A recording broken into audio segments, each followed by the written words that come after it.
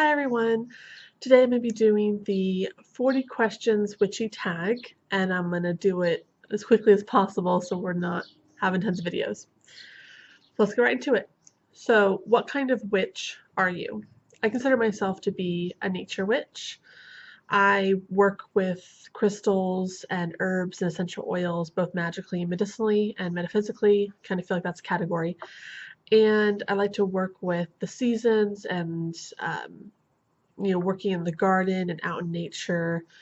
So I definitely like to do rituals out in nature, out in the yard if I can. And I would just classify myself as a nature witch.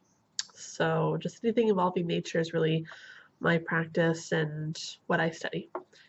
How did you discover your path? So, uh, this always seems to be funny for people, but it was through Charmed. So I watched Charmed in high school, and I saw a documentary about people being interviewed about the show, and they had some actual Wiccans on the show, and I thought that was really interesting that there were Wiccans. These people were talking about how Wicca is a real thing and a real religion, and I was like, whoa, I thought witchcraft died off in like the burning times and Salem witch trials. Like I didn't think that was a thing anymore because I was raised Christian, so I was raised to believe that witchcraft was evil and the devil's work and all that. And my nose itches. Okay. And I researched it, and I found out about Wicca and witchcraft and paganism, and I started just kind of researching all the different avenues of that kind of overarching paganism. Though some believe that witchcraft is separate from paganism, which I do agree. It's a separate category, but it can kind of draw the line into it. And then I got into college and I started learning about um, other religions. I took some other religion classes just to learn about more religions because I wanted to make sure there weren't any other religions out there that I was drawn to, or spiritual paths or belief systems. And through that research, I discovered that I really do like witchcraft and aspects of Wicca, as well as aspects from other cultures and other religions and spiritual paths that I've kind of melded together into my own practice, which I would classify that my practice is unique and not like anyone else's, though we have similarities probably. It's everything about it's going to be unique, just like I'm sure everyone's like that. Not one person follows 100% just one path and that's it. I think we all blend together and make this spirituality our own path and our own practice. How long have you been practicing? Oh my gosh, I gotta count. I've been practicing since 2009, so let me count. Okay, so 8 years going on 9 years of practice. What traditions do you follow? So there's no specific traditions that I follow as far as the word tradition. I have blended together different ideas, not 100% of the idea, just bits and pieces that resonate with me. So there's aspects of karma, but not like more of the American version of karma, not the Indian version of karma. There's certain concepts from Taoism and Taoism. I think that's how you say it. And there's some other aspects from Native American spirituality and Wicca, but there's no specific tradition. As far as witchcraft, it's just kind of basic generalized witchcraft and magic. There's no specific tradition of witchcraft. Are you solitary or do you have a coven? I am solitary right now, though I would love to have a coven in the future. I would love to have a group of friends that I can meet with in person, and we can do Sabbath and Isfet rituals together, and we can be there as a support system for each other. I do plan on developing my own coven in the future. I am working on it. Um, it's just not possible right now, but I am definitely working on all of the bits and pieces of it. And then when I have the ability to create a coven, I'll be all situated for that. Do you practice divination and what kinds? I do practice divination. My favorite kinds are oracle cards. You can't see them, but I have a bookcase over there of all my oracle and tarot decks. And I do daily oracle reading, so I pull out a deck, I shuffle it, and then I just draw a card each day until I'm done with the deck, and that just gives me a overall guidance for the day. If I want more specific divination readings, I will occasionally do tarot spreads and pendulum work. I do like to do nature signs and dream work, so I constantly, if I have an important dream that I feel has a message in it, I will definitely write that down and figure out what that means. And nature signs, if there's a particular animal that I see that's unusual, or there's something unusual in nature that doesn't happen a lot, then I take that as a sign. Like the other day, there were two, I'm not sure if they were monarch butterflies, so those are orange, but they were yellow. They looked like monarchs, and they were huge butterflies. I mean, they were like huge, and they were yellow and black. There was two of them. I think they were mating, and I've seen a couple monarchs around here, the orange and black ones, but they flew into the yard, and they were, I guess, trying to mate, and they kept flying around me and like flying in circles around me. One landed on my shoulder and then my head, and then they flew off. And last week at work, we had the doors open because it's hot, and I had two monarch butterflies individually fly into the door, land on my shoulder, and then fly away. I hope they got out of the store, but but the butterfly is one of my animal totems, so I find that to be very a nature sign. That's kind of an explanation of that type of divination. Do or would you teach witchcraft to your children? I don't have children, and I don't know if I ever will. It's really up in the air. I mean, sometimes I see children and I'm like, oh, and other times I see children and I'm like, oh hell no. So people say, if it's your own child, you'll raise them right, and it's like, yeah, but kids still do things that don't know if I want to have that in my life. So I think I'm still really independent right now. I'm almost 30, so I feel like, I don't know, I'm still independent. I still want to live my life with my boyfriend and live life. So I don't know if I'll have kids. My boyfriend and I agreed that when we turn 40, and like we do plan on getting married, but when we turn 40, if we still haven't had kids by the time we're 40, then we're going to make a yes or no decision when we're 40. And if we say no, we're never going to have kids ever again. The rest of it, no. It's a yes or no at that point. It's a like the end all and be all. Also, we don't plan on having children through birth. I don't want to birth kids, give away my genetics, and my boyfriend doesn't either. So if we ever have kids, we would adopt. The question, would I teach witchcraft to them? I would teach it to them if they wanted to learn, and depending on their age. So based on their age depends on what I would teach them and kind of what topics I would go over with them. And I would definitely let them lead the teachings. I would ask them, what are you interested in? What do you want to know? And if I feel that what they want to learn is appropriate for them to learn at their age, then I will teach them about it. But I'm not going to force it on my kids. This is my religion, my practice. You have your own. You should find your own. I don't care what that is, find your own. But if you want to learn, I will teach you. And I don't have to teach you. I mean, you can have other people teach you if you want to. Do you have a patron, matron, deity? Kind of. I don't work with deities. I do believe they exist. I just don't feel like I need to work with them. And I guess patron matron concept kind of relates to deity, but what I would say is I do believe in the goddess and God. I do have, I guess, a matron, patron, goddess, and God. So to me, the goddess is the earth.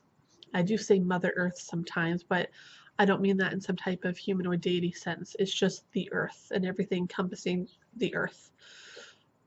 And then my patron God is nature. And I say Father Nature, which might sound weird, but you should do whatever feels right to you, no matter what someone tells you. So I say Father Nature, and it's nature.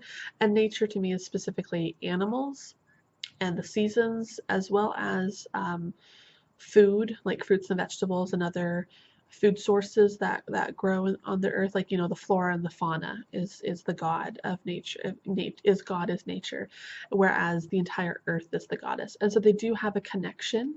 They do connect, just like an ecosystem. You need both flora and fauna and the earth to create an ecosystem and survive and work with each other. The goddess needs the god for her to continue existing, and the god needs the goddess to continue existing for like the nutrition and stuff. So they do work together and they are connected. So some of their some of the concepts I associate with them do overlap.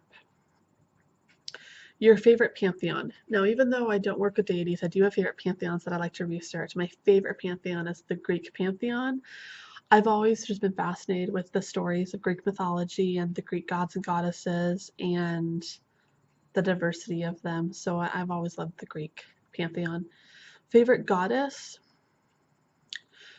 There's so many great goddesses and gods. And don't get me wrong, I have researched them. I do even have a couple goddess oracle decks that I work with, but I work with them more for the intention of the deity, not the deity itself.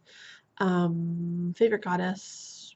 I've always loved Artemis, but I've also always loved Athena. They kind of seem similar to me because they're both very strong warrior women, but I love both aspects. I love the wisdom of Athena and knowledge, and I love the protection of animals in the forest of Artemis. Favorite god? I've always kind of associated Apollo being the twin of Artemis and being the sun kind of symbol god. But I also do like Hephaestus for him being the craftsman of the gods. And I have associated with Poseidon, which is odd to me because I don't usually connect with the ocean, but I do like Poseidon and just being a god of the oceans. I like that concept. Though to me, technically, the oceans are the goddess in my practice. I like Poseidon for what he represents as well. My sun sign is Sagittarius, my moon sign is Taurus, and I do believe that people are more of their moon sign and their sun sign's more of their outer personality, their moon sign's more of their inner personality, because I am definitely a Taurus at heart. I'm a Sagittarius on the outside, but I will say that when I started discovering myself and being more true to myself, a combination of my spiritual practice as well as a combination of growing older, life experiences, and choosing to live the life that I want to live and not let anyone tell me what to do or how to live it. And really looking inward into myself and discovering who I truly am and what I truly want to do. When I started living true to myself, I realized that I'm more of a Taurus than a Sagittarius. But they're still both in there. Do you have a familiar? Not at the moment, but I did have a familiar when I was first starting out in the practice. My cat Smokey. I swear I tried to find a picture for you guys because I keep talking about him and I can't find a picture of him. It doesn't post to Facebook. I swear one of these days when I find a picture of Smokey, I know I have a picture of him somewhere in one of my albums. I will post a picture of him to Facebook. But he was a black cat. He had a little white triangle on his stomach, and his brother was Tiger, who was an orange striped tabby, who also had a white triangle on his stomach, which was really cute. And it was a perfect triangle of white fur. It was adorable, and they both had it. It was so cute. They were my like Halloween cats, orange and black. But Tiger was actually my cat, and then he passed away early from pneumonia, and Smokey, after he died, Smokey became like my cat, which is unusual because it was my mom's cat.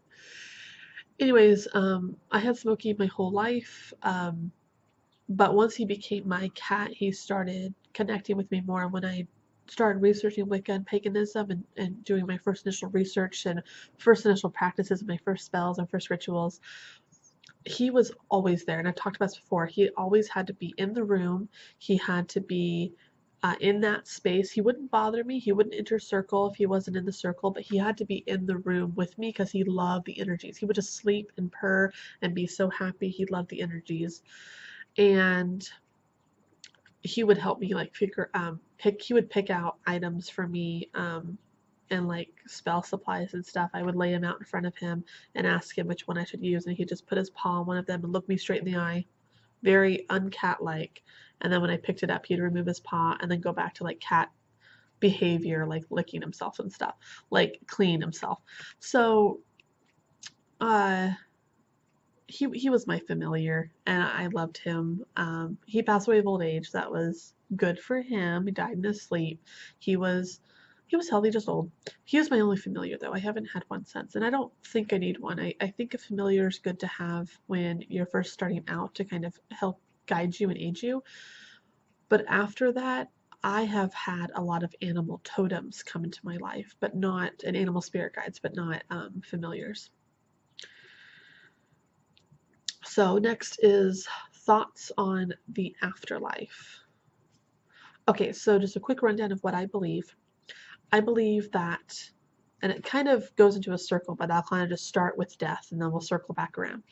So I feel that when you die, your body dies and your consciousness blends into your subconscious. So your subconscious takes all the lessons that it learned from your consciousness and blends them into it. But there are aspects of your personality, who you are right now, dies off with your body. Your subconscious is connected to your spirit. Your energy lives on and goes and travels the cosmos, goes to different planes of existence, realms of reality, dimensions of reality, planes of existence, and can travel the cosmos, can see ancestors, deceased loved ones, whatever you want to do, you go do it as a spirit. You've absorbed life lessons from that lifetime into your subconscious, which is your spirit. I guess your subconscious is your spirit consciousness to me. And you live your life as a spirit, and then when you choose to be reborn to learn more life lessons or to resolve issues that you have in life, there might be some turmoil that your spirit has that it has to overcome in order to ascend and ascend. So you might have to live life again to go through those experiences, to learn from them and be able to ascend and overcome them. And you could be reborn as anything, an animal, a human, whatever, and your spirit has the knowledge within it. And if you tap into your subconscious and you listen to your intuition, which is your spirit talking to you, you can learn things about your past and learn from it and evolve. And you can also do past life work to kind of figure that out. But each lifetime, you are living your life, having the experiences that you need to have in this lifetime for your spirit to grow. And you have your own consciousness, your own personality, and that personality consciousness is never the same between lifetimes. So you would never be the same person consciously, but subconsciously, spiritually, you would be. And yeah, that's my belief in the afterlife. Have you had any paranormal, I can never say that word, paranormal experiences? Yes, I have had quite a few. I've talked about them in the past. I've talked about Lady in Red. I don't know if I've mentioned that I used to live in a haunted house, which if that sounds funny for me to say because I hear people talk about how they lived in a haunted house and they truly had really bad experiences and really hauntings. I never had hauntings. I just had ghosts in my house. It was scary sometimes just to deal with that, just to deal with the other world, but it was nothing dark or evil. There was a little girl, a man that betrayed himself as a shadow person, but I don't think he wasn't actually a shadow person. He just betrayed himself as such, like a black figure. And there was an old farmer. The old farmer used to live on the land. So the house we lived in was really, really old. It was the first house on the block. It had an old gate, it had an old fence and gates to the other neighbors' yards, which that other neighbors built fences around our fence so that we couldn't access their yards, which was funny. So it was the first house on the lot, and I believe that the old farmer guy lived on that land. That was his house, and he was very protective of the land, but he was also very protective energy. He was like grandfather energy, very protective. He would protect me and protect the home. And he usually spent a lot of his time out in the backyard. The little girl lived in my room. I remember when my mom and I first went to the house to look at it because it was a rental. The back room I didn't like. I didn't want to be in that room. It just felt off. And there was another room on the other side of the house by the front door that I wanted to be I want that one to be my bedroom. And my mom said, no, it's by the front door and I don't trust you because I was a teenager. She thought I was gonna like be one of those teenagers that leaves the house at night and goes to parties, which I never did. I was a good girl. I never cared to do that kind of stuff. And anyway, so I got the back room. And I had a little girl that lived under my desk. She hid and she never talked to me. She just hid and cried under the desk. I never actually saw them as apparitions. I saw them in my mind's eye with what I believe is one of my abilities of energy sense and being able to communicate with spirits in that way. There's a whole bunch of abilities that kind of mingle together, psychometry and energy sense, which is what I call it, and intuition, psychicness, being able blended together into like this, being able to communicate with spirits and see them in my mind's eye. Though the woman in red was an actual apparition, which was like it's so like wow, it's just you feel like your spirit leaves your body and flies back into your body when you have it's like an out of body experience when you see an apparition. Just that was my experience when you get to the realization that you saw an apparition. You're like, what? You can't comprehend it. But then afterwards, it's cool. As long as it wasn't scary, it's cool. Anyway, so there's a little girl under the desk, and there was this shadow guy, which I believe he was he had a fatherly energy, but not in a good way. He was a man, like a middle-aged man. I had the feeling that he was the girl's stepfather, and that for some reason he had caused her death, which is why she was scared of him and she hid in that room because that was her room. And she just hid in that room and hid from him. And as far as you guys saying like, well, your realtor would have told you if there was a murder because they're obligated to do that, I don't think there was a murder. I think the girl got sick and died, and it was just classified as she got sick and died. I think that her stepfather poisoned her or something and slowly killed her, but everyone else just thought it was that she was getting sick. So it was never classified as a murder or anything. And I don't think she died in the house. I think she died in a hospital, but she came back to the house. I think spirits can come back to places that they either feel they have to go to or feel drawn to. And I don't know why she decided to come back. I don't know why she didn't move on. I guess what happened to her. She wasn't able to cope with being dead. And the guy would stay in my bedroom as well, but he would stay in the corner by the door. He would imitate a shadow person, be all black, and he would just stare at me when I went to bed and try and scare me, which it was unnerving, but I'd usually just fall asleep. I'd tell myself, just fall asleep and go into the, dream and you'll be fine.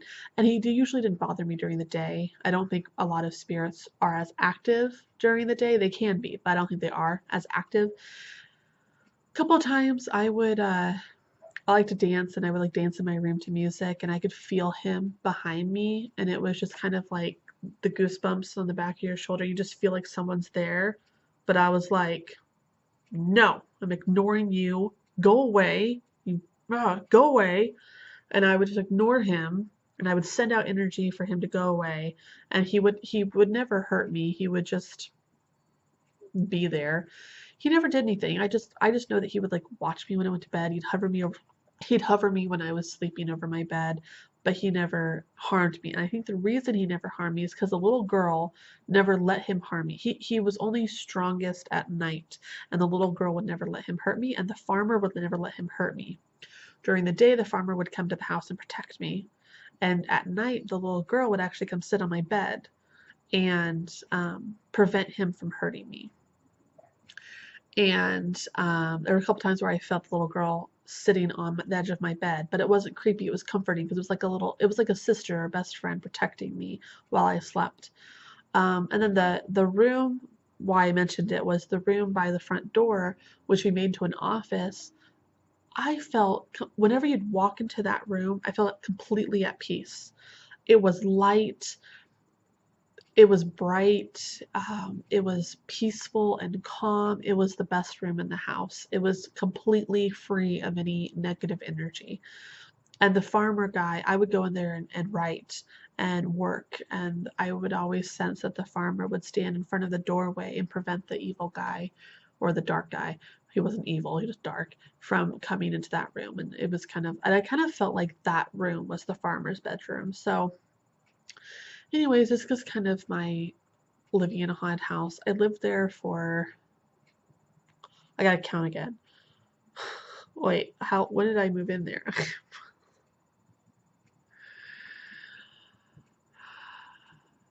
I think I lived there for about 7 years, 7 or 8 years. Fun. Yeah. You just learn to deal with it. As far as people being like, how can you live in a haunted house? You just deal with it. As long as you're not being physically attacked and harmed, you just deal with it. You just like, yeah, hi. Okay, go away, I'm busy. You just deal with it. You just learn to, you live with it. Okay, so I'm going to make a second part to this tag video. So if you got this far in the video, thank you so much for watching. Hope you enjoyed it, and I'll see you next video. Blessings. Bye.